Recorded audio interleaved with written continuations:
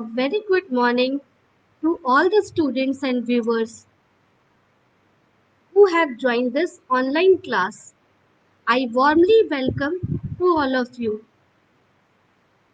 I am Reenu Gupta, lecturer from SCERT UP Lucknow. मैं आशा करती हूँ आप सभी लोग स्वस्थ होंगे, सुरक्षित होंगे।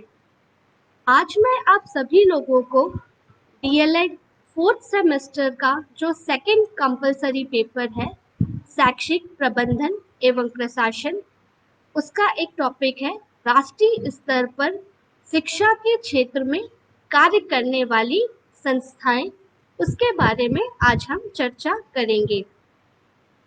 आज मैं इस क्लास में आप सभी प्रशिक्षुओं को राष्ट्रीय स्तर पर कार्य करने वाली दो प्रमुख संस्थाएं, जिसमें राष्ट्रीय अध्यापक शिक्षा परिषद, जिसे हम national council of teachers education या संक्षेप में एनसीटीई के नाम से जानते हैं, के बारे में, और साथ ही इंदिरा गांधी राष्ट्रीय मुक्त विश्वविद्यालय या जिसे हम Indira Gandhi national open university के नाम से जानते हैं और संक्षेप में इसे हम इग्नू के भी कहते हैं, के बारे में विस्तार पूर्वक बात करेंगे। आज मैं इस क्लास में आप सभी लोगों को एनसीटीई की स्थापना कब हुई, किन उद्देश्यों को लेकर एनसीटीई की स्थापना की गई, एनसीटीई के प्रमुख कार्यप्रणाली क्या है, इसका संगठनात्मक ढांचा कैसा है, साथ ही इग्नू की स्थापना किन उद्देश्यों को लेकर की गई, इसकी उद्देश्यों के बारे में, इसकी कार्यप्रणालियों के बारे में आज हम विस्तार पूर्वक चर्चा करेंगे। मैंने अपनी जो प्रीवियस लास्ट क्लास में आप लोग को राष्ट्रीय स्तर पर शिक्षा के क्षेत्र में कार्य करने वाली दो संस्थाओं, जिसमें एनसीईआरटी और नीपा के बारे में हमने बात की थी। क्योंकि मेरी क्लास को काफ़ी टाइम हो गया है, तो मैं आपको सबसे पहले लास्ट क्लास में मैंने जो बात की थी एनसीईआरटी और नीपा, उसको थोड़ा सा एक छोटे से रिकैप के द्वारा फिर से मेमोराइज कराना चाहूँगी। लास्ट में मैंने जो एनसीईआरटी के बारे में आपसे बात की थी कि एनसीईआरटी की स्थापना भारत सरकार के शिक्षा मंत्रालय द्वारा, जिसे वर्तमान में हम एमएचआरडी, जिसे ministry of human resource development के नाम से जानते हैं, के द्वारा की गई थी। 27 जुलाई 1961 में की गई थी। एनसीईआरटी की जो स्थापना है भारत सरकार द्वारा विद्यालयी शिक्षा से जुड़े हुए मामलों पर केंद्र सरकार और राज्य सरकार को सलाह देने के उद्देश्य से की गई थी। एनसीईआरटी का प्रमुख कार्य शिक्षा मंत्रालय और समाज कल्याण मंत्रालय को स्कूली शिक्षा के संबंध में सलाह देना, विभिन्न प्रकार की नीतियों के निर्धारण करने में सलाह देना, इसका प्रमुख उद्देश्य है। एनसीईआरटी के जो वर्तमान में निदेशक हैं, जो डायरेक्टर हैं, वो हैं डॉक्टर ऋषिकेश सेनापति, जो कि इस पद पर 2015 से कार्यरत है। एनसीईआरटी का जो प्रमुख कार्य है वो है स्कूली शिक्षा के संबंध में गुणवत्तापूर्ण सुधार लाने के लिए शैक्षिक और तकनीकी सहायता प्रदान करना, उच्च शिक्षा के क्षेत्र में शोध कार्यों को बढ़ावा देना, क्लास 1 से लेकर क्लास 12 तक का करिकुलम डेवलपमेंट करना, पाठ्यक्रम का विकास करना, और साथ ही पाठ्य पुस्तकों का प्रकाशन कार्य भी करवाता है। शिक्षक अपनी शिक्षण में कैसे गुणवत्तापूर्ण सुधार ला सके, इसके लिए विभिन्न प्रकार के ट्रेनिंग प्रोग्राम्स को समय समय पर ऑर्गेनाइज करना, इन प्री सर्विस टीचर्स के जो प्री सर्विस टीचर्स ट्रेनर को लिए एक कोर्स का आयोजन करना, ऐसे ही एनसीईआरटी के बहुत सारे कार्य हैं, तो जिसके बारे में मैंने आप सभी लोगों को लास्ट क्लास में पूरा विस्तार पूर्वक बताया था। साथ ही नीपा के बारे में, national institute of educational planning and administration, जो के बारे में भी बात की थी, जिसकी स्थापना जो है मेनली रूप से शैक्षिक योजनाकारों, शैक्षिक प्रबंधकों, शैक्षिक सुपरवाइजर को प्रशिक्षण प्रदान करने के उद्देश्यों से की गई थी। नीपा के बढ़ते हुए कार्यों को देखते हुए, इसकी बढ़ती हुई भूमिकाओं को देखते हुए भारत सरकार ने अगस्त 2006 में इसको एक मानद विश्वविद्यालय का दर्जा प्रदान किया, जिससे कि यह स्वयं उपाधि प्रदान कर सके। यह भारत सरकार द्वारा पूर्णतः वित्त पोषित संस्था है और नीपा के द्वारा एक शिक्षा से संबंधित विभिन्न प्रकार के डेटा कलेक्शंस के लिए एक सूचना तंत्र की स्थापना की गई, जिसे हम मैनेजमेंट इंफॉर्मेशन सिस्टम के नाम से जानते हैं। इसके बारे में भी हमने लास्ट क्लास में काफी बात की थी, इसलिए बहुत डिटेल में मैं नहीं बताऊंगी आप लोग को। आज के टॉपिक पर हम मेनली फोकस करेंगे, जो कि है एनसीटीई यानी कि national council of teachers education.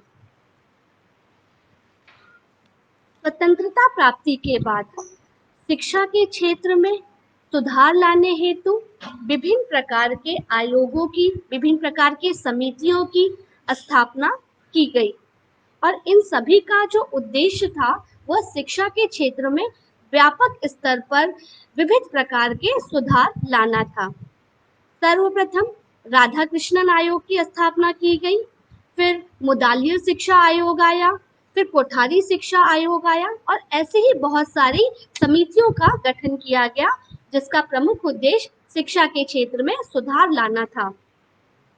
अध्यापक शिक्षा के क्षेत्र में समुचित मार्गदर्शन और दिशा निर्देशन प्रदान करने के लिए एनसीटीई की स्थापना सर्वप्रथम 1973 में की गई।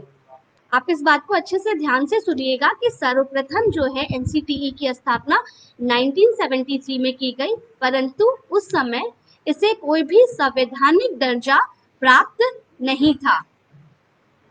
भारत सरकार द्वारा शिक्षा के क्षेत्र में सुधार हेतु निरंतर प्रयास किए जा रहे थे, लेकिन इसके लिए जो एक स्पष्ट दिशा निर्देश है, एक स्पष्ट गाइडलाइन है, वो राष्ट्रीय शिक्षा नीति 1986 के अंतर्गत मिली। एनसीटीई को शिक्षक शिक्षा प्रणाली में मार्गदर्शन में सक्षम बनाने के लिए और उसे एक संवैधानिक दर्जा प्रदान करने के लिए 1993 में एक अधिनियम बनाया गया और उस अधिनियम का नाम the national council for teachers education act 1993 रखा गया। इसी अधिनियम के तहत एनसीटीई की स्थापना 17 अगस्त 1995 में की गई और यह भारत सरकार की एक प्रमुख संस्था है और इसका मुख्यालय नई दिल्ली में स्थापित है। एनसीटीई के 4 क्षेत्रीय कार्यालय, 4 इसके रीजनल ऑफिस हैं, जो कि बेंगलुरु में, भोपाल में, भुवनेश्वर में और जयपुर में स्थित है। भुवनेश्वर वाला जो इसका क्षेत्रीय कार्यालय है वो पूर्वी क्षेत्रीय कार्यालय है, भोपाल वाला पश्चिमी क्षेत्रीय कार्यालय है, जयपुर वाला उत्तर क्षेत्रीय कार्यालय है और बेंगलुरु वाला दक्षिण क्षेत्रीय कार्यालय है और एनसीटीई के कार्यों का संचालन भी इन्हीं क्षेत्रीय कार्यालयों के माध्यम से किया जाता है। 4 प्रमुख क्षेत्रीय कार्यालयों के बारे में हमने बात की, जो कि भोपाल, भुवनेश्वर, जयपुर और बेंगलुरु में स्थित है।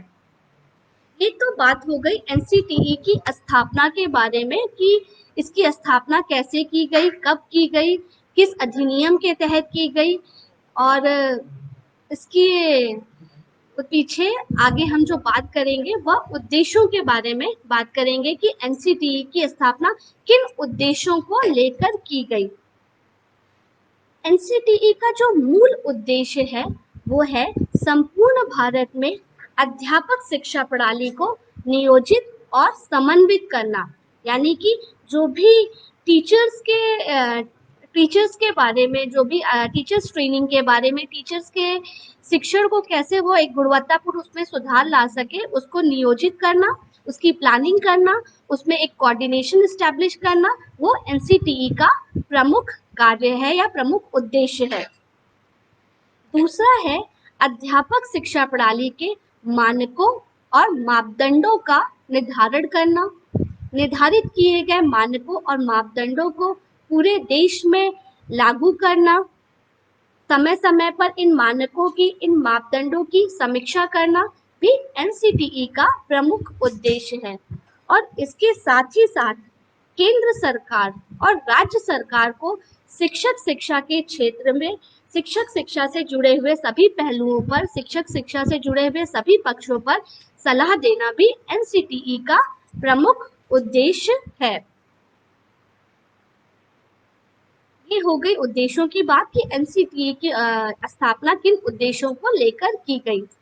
आगे हम बात करेंगे एनसीटीई के संगठनात्मक ढांचे के बारे में कि इसका जो, इसमें कितने मेंबर्स होते हैं, कौन इसके अधिकारी होते हैं, इन पहलुओं पर हम विचार करेंगे।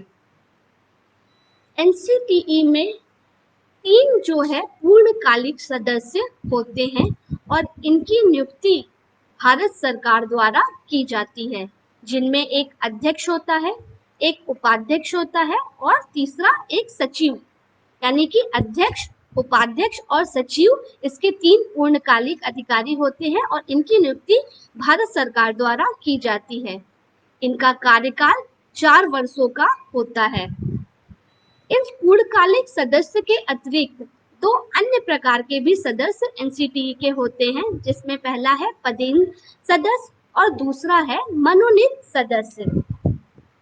पदेन सदस्य वह सदस्य होता है जो कि संबंधित संस्था विशेष, संबंधित संगठन विशेष का अधिकारी होता है या उसका अध्यक्ष होता है और वर्तमान में उस पद पर कार्यरत होता है। फॉर एग्जाम्पल, अगर हम एनसीईआरटी के वर्तमान में अध्यक्ष डॉक्टर ऋषिकेश सेनापति हैं, तो यदि वह 1 महीने बाद वो बदल जाते हैं तो वो ऑटोमेटिकली उस पद से हट जाएंगे और वो जो नया अध्यक्ष होगा, जो नया इसका निदेशक होगा, वह एनसीटीई का पदेन सदस्य बन जाएगा। पदेन सदस्यों के अंतर्गत सबसे पहले केंद्रीय सरकार के जो शिक्षा सचिव होता है, जो एमएचआरडी का शिक्षा सचिव होता है, वह इसका पदेन सदस्य होता है। दूसरा,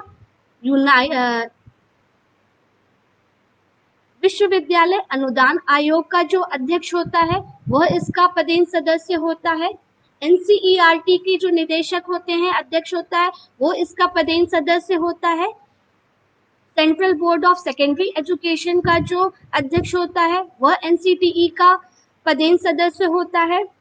नीपा का जो अध्यक्ष होगा, वह इसका पदेन सदस्य होगा। योजना आयोग, जिसे हम वर्तमान में नीति आयोग के नाम से जानते हैं, उसका उपाध्यक्ष भी एनसीटीई का पदेन सदस्य होगा। जो वित्त सलाहकार है, फाइनेंशियल एडवाइजर है, वो इसका पदेन सदस्य होगा। और इसके साथ ही साथ all India council for technical education का जो अध्यक्ष होगा, वो भी इसका पदेन सदस्य होगा एनसीटीई का। और साथ ही एनसीटीई के जो 4 प्रमुख क्षेत्रीय कार्यालय हैं, जिसके बारे में आप लोग को मैंने पहले बताया, जो कि भोपाल, बेंगलुरु और जयपुर और भुवनेश्वर में स्थित है, उन चारों क्षेत्रीय कार्यालयों के जो डायरेक्टर हैं, जो निदेशक होंगे, वो भी एनसीटीई के पदेन सदस्य होंगे। ये तो बात हो गई पदेन सदस्य के बारे में कि कौन कौन इसके पदेन सदस्य होते हैं। दूसरा है इसके मनोनीत सदस्य। मनोनीत सदस्य वह सदस्य होता है जिसे केंद्र सरकार द्वारा उसे नॉमिनेट किया जाता है। सबसे पहले नए वीडियो को देखने के लिए आप हमारे चैनल को सब्सक्राइब करें और जो है कि बेल आइकन को प्रेस करें, जिससे जो कि जब भी मैं नया वीडियो अपलोड करूं तो आपको उसका नोटिफिकेशन मिल जाए। इसके अंतर्गत जो पहला सदस्य है, वो है संसद द्वारा के 3 सदस्यों का चुनाव किया जाता है और ये चुनाव केंद्र सरकार द्वारा किया जाता है। इसके साथ प्राथमिक, माध्यमिक और प्रशिक्षित शिक्षण संस्थाओं से भी 3 सदस्य, एक सदस्य लिए जाते हैं। 3 सदस्य जो हैं स्टेट गवर्नमेंट द्वारा नॉमिनेट किए जाते हैं, जो कि शिक्षा के क्षेत्र में बेहतर कार्य कर रहे हैं। और इन सभी के साथ 13 सदस्य जो होते हैं वो एजुकेशनल एक्सपर्ट होते हैं, उन्हें भी एनसीटीई का मनोनीत सदस्य के रूप में कार्य करते हैं और इनका जो कार्यकाल होता है वो 2 वर्षों का होता है।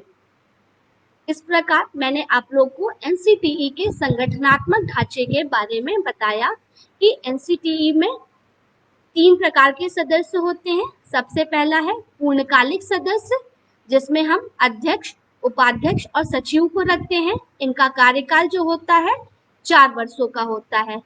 दूसरा है पदेन सदस्य, जो कि पद पे रहने वाला व्यक्ति या संबंधित संस्था विशेष, संबंधित संगठन विशेष का वर्तमान में अध्यक्ष होता है, वह इसका पदेन सदस्य होता है, जिसमें मैंने बताया आप लोग को यूजीसी का अध्यक्ष, एनसीईआरटी का अध्यक्ष, सीबीएसई का अध्यक्ष, नीति आयोग का अध्यक्ष, AICTE यानी all India council of technical education का जो अध्यक्ष होगा, नीपा का जो अध्यक्ष होगा, ये सभी इसके एनसीटीई के पदेन सदस्य होंगे। और तीसरा है मनोनीत सदस्य। मनोनीत सदस्य जैसे केंद्र सरकार द्वारा, सेंट्रल गवर्नमेंट द्वारा और स्टेट गवर्नमेंट द्वारा नॉमिनेट किया जाता है, जिसमें संसद से 3 सदस्य लिए जाते हैं। 3 सदस्य प्राथमिक, माध्यमिक और प्रशिक्षित शिक्षा संस्थाओं से लिए जाते हैं। 3 सदस्यों का नॉमिनेशन स्टेट गवर्नमेंट द्वारा किया जाता है, जो कि शिक्षा के क्षेत्र में बेहतर कार्य कर रहे हैं। और साथ ही 12 एजुकेशनल एक्सपर्ट जो होते हैं, उन्हें एनसीटीई के मनोनीत सदस्य के रूप में चयन किया जाता है। और इनका मनोनीत सदस्य का, पूर्णकालिक सदस्य का कार्यकाल 4 वर्षों का और मनोनीत सदस्य का कार्यकाल 2 वर्षों का होता है। आगे हम बात करेंगे एनसीटीई के प्रमुख कार्यों के बारे में कि एनसीटीई के प्रमुख कार्य कौन कौन से हैं, जिसमें सबसे पहला एनसीटीई का जो कार्य है, भारत में शिक्षण संस्थाओं को मान्यता प्रदान करना। मान्यता प्रदान करते समय उस शिक्षण संस्था को एनसीटीई द्वारा निर्धारित किए गए सभी मानकों को पूर्ण करना होता है और उसी के बाद ही एनसीटीई का जो प्रतिनिधि मंडल होता है इसकी जांच करता है और उसके बाद इन शिक्षण संस्थाओं को मान्यता प्रदान की जाती है। इसके साथ ही साथ स्वीकृत जो भी संस्थाएं हैं जिन्हें मान्यता प्रदान कर दी गई है एनसीटीई के द्वारा, उनकी जवाबदेही के लिए सबकी एक अपनी रिस्पॉन्सिबिलिटी है। अगर उस रिस्पॉन्सिबिलिटी को वो पूरा नहीं करती है वो संस्था, मान्यता प्राप्त संस्था, तो उसकी जवाबदेही बनती है। तो जवाबदेही के लिए भी मानदंड व मूल्यांकन प्रकृति का निर्धारण करना भी एनसीटीई का प्रमुख कार्य है। साथ ही देश में शिक्षक शिक्षा का विकास करना, उसका नियंत्रण करना, उसका समन्वय करना भी एनसीटीई के प्रमुख कार्यों के अंतर्गत आता है।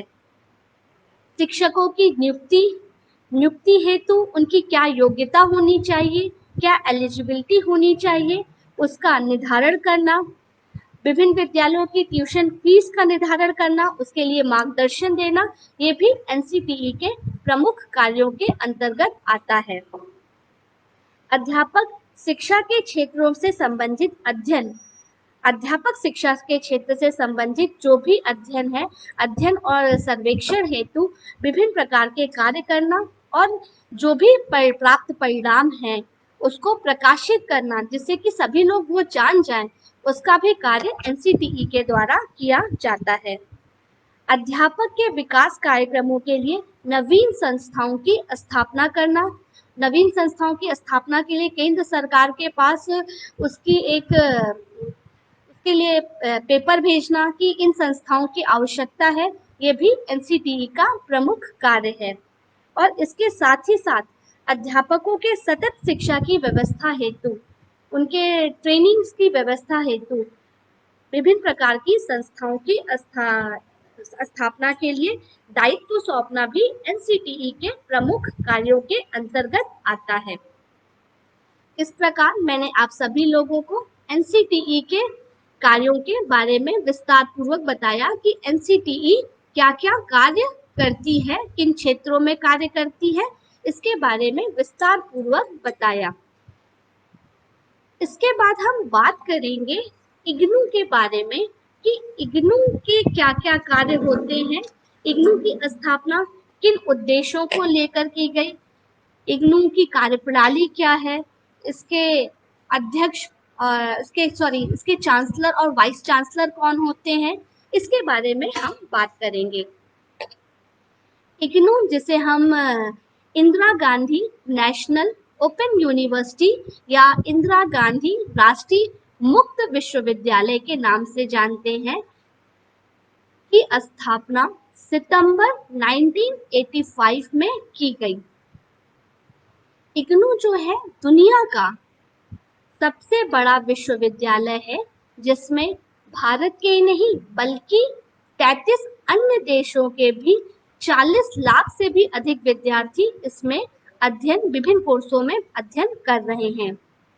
इग्नू का जो मुख्यालय है वो नई दिल्ली में है और इस विश्वविद्यालय की स्थापना का उद्देश्य या इस विश्वविद्यालय का जो प्रमुख उद्देश्य है, उच्चतर शिक्षा की, हायर एजुकेशन की सुलभता और समानता में वृद्धि करना इसका प्रमुख उद्देश्य है। साथ ही ओपन लर्निंग और रिमोट एजुकेशन सिस्टम को बढ़ावा देना, ओपन लर्निंग यानी मुक्त अधिगम, और दूरस्थ शिक्षा प्रणाली, रिमोट एजुकेशन सिस्टम यानी दूरस्थ शिक्षा प्रणाली को बढ़ावा देना, उसके मानकों को नई ऊंचाइयों तक पहुंचाना इसकी प्रमुख जिम्मेदारी है या इसका प्रमुख लक्ष्य है।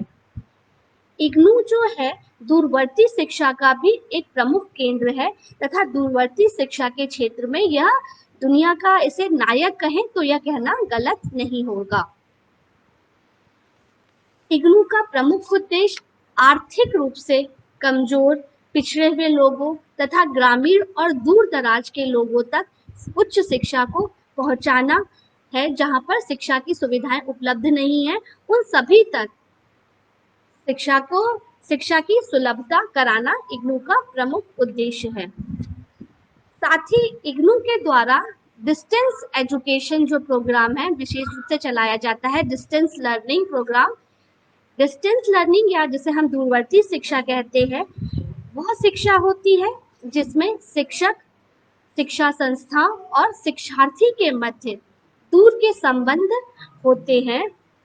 चाहे वह शिक्षा किसी भी विषय में, किसी भी पाठ्यक्रम में दी जा रही हो, उसमें किसी भी संप्रेषण माध्यम यानी कम्युनिकेशन मीडियम का प्रयोग किया जा रहा है।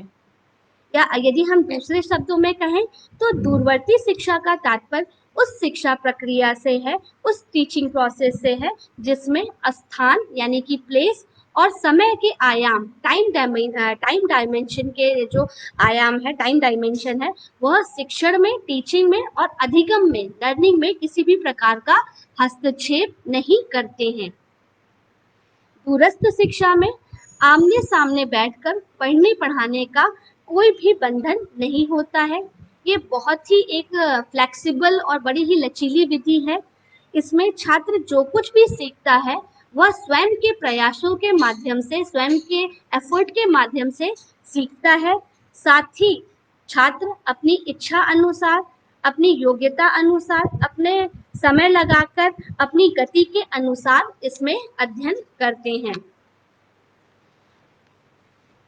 इस प्रकार अगर हम यह कहें तो इग्नू को मुक्त और दूरस्थ शिक्षा के माध्यम से देश में उच्च शिक्षा के विकास में इसने महत्वपूर्ण योगदान दिया है, तो यह कहना गलत नहीं होगा। इग्नू को जन विश्वविद्यालय या जनता का विश्वविद्यालय भी कहा जाता है, क्योंकि इसमें किसी भी पाठ्यक्रम को, किसी भी कार्यक्रम को पूरा करने के लिए कोई भी बंधन नहीं होता। वो बहुत ही फ्लेक्सिबल तरीके से, बहुत ही उदार तरीके से, उदार नीति अपनाता है और अध्ययन और अध्यापन कार्य में वो सफलतापूर्वक संपादित करवाने में छात्रों की मदद करता है। इग्नू के जो चांसलर होते हैं वह है भारत के राष्ट्रपति, जो कि वर्तमान में माननीय श्री रामनाथ कोविंद जी हैं। वह इसके इग्नू के चांसलर होते हैं और इसके वाइस चांसलर जो हैं श्री नागेश्वर राव जी हैं। ये क्वेश्चन आप लोग के एग्जाम के पॉइंट ऑफ व्यू से भी इम्पोर्टेंट बनता है कि अगर पूछा जाए कि इग्नू का चांसलर कौन है वर्तमान में, तो जो भी वर्तमान में प्रेसिडेंट होगा भारत का, इंडिया का जो भी राष्ट्रपति होगा, वह इग्नू का चांसलर होगा। इग्नू जो है शिक्षा को विद्यार्थियों के द्वार तक पहुंचाकर उच्च शिक्षा का लोकतांत्रिकरण करने में सहायता इसने की है। यानी कि सभी को शिक्षा मिल सके बिना किसी बंधन के, बिना किसी आयु, धर्म, जाति, लिंग, क्षेत्र का भेदभाव किए बिना, बिना विचार किए बिना जो भी शिक्षा पाने का इच्छुक व्यक्ति है, जो भी इच्छुक छात्र है, वह उच्च कोटि की इग्नू के माध्यम से उच्च कोटि की शिक्षा इसके द्वारा उपलब्ध कराई जाती है। साथ ही प्रोफेशनल कोर्सेज द्वारा जो भी व्यावसायिक पाठ्यक्रम है कि द्वारा आवश्यकता आधारित शैक्षिक कार्यक्रम को सुलभ कराना भी इग्नू का प्रमुख उद्देश्य है। भारत में दूरस्थ शिक्षा को प्रोत्साहित करना, उसका विकास करना, उसके संबंध में नियम बनाना, मानक निर्धारित करना, यह भी इग्नू के प्रमुख कार्यों के अंतर्गत आता है। साथ ही दूरस्थ शिक्षा के क्षेत्र में जैसा जो मानक उसने निर्धारित किए गए हैं उसको लागू करना और समय समय पर इसकी मॉनिटरिंग करते रहना कि कोई चेंजेस की आवश्यकता तो नहीं है, यह भी इग्नू का प्रमुख कार्य है। इस प्रकार आज मैंने आप सभी लोगों को अपनी क्लास में शिक्षा के क्षेत्र में, राष्ट्रीय स्तर पर शिक्षा के क्षेत्र में कार्य करने वाली 2 प्रमुख संस्थाओं के बारे में विस्तार पूर्वक बताया, जिसमें पहला था national council of teachers education, जिसे हम हिंदी में राष्ट्रीय अध्यापक शिक्षा परिषद के नाम से जानते हैं, और इग्नू के बारे में, Indira Gandhi national open university के बारे में हमने विस्तार पूर्वक बात की। मैं आशा करती हूँ कि आप सभी लोगों को अब इन दोनों संस्थाओं के बारे में कोई भी डाउट्स नहीं होंगे कि यह दोनों संस्थाओं की स्थापना कब की गई, किन उद्देश्यों को लेकर की गई, इसकी कार्य क्या है, इसकी कार्यप्रणाली क्या है, इसका संगठनात्मक ढांचा कैसा है, इसके बारे में पूर्ण जानकारी हो गई। अब इसके बाद हम बात करते हैं अपने असाइनमेंट के ऊपर कि आज का असाइनमेंट क्या है, जिसे कि आपको पूरा करके अपने डाइट्स पर, और जो भी प्रशिक्षु, जो भी स्टूडेंट जो है, टीचर्स ट्रेनर है, वो प्राइवेट इंस्टीट्यूट में पढ़ाई कर रहे हैं, वह उसे अपने इंस्टीट्यूट में सबमिट करेंगे। आज का जो असाइनमेंट है उसका जो क्वेश्चन यही है कि मैंने जो आप लोग को आज दोनों संस्थाओं के बारे में कार्य बताया, एनसीटीई और इग्नू के बारे में, उसके बारे में आप जो चीज़ें मैंने आप सभी लोगों को बताई उसको लिखकर, उसका एक नोट्स तैयार कर अपने डाइट्स पर सबमिट कर दीजिएगा, जिससे कि आप लोग का एग्जाम के हिसाब से भी ये नोट्स तैयार हो जाएगा और आपको आगे हेल्प करेगा। इसी के साथ आज मैं अपनी क्लास को एंड करती हूँ। Thank you so much.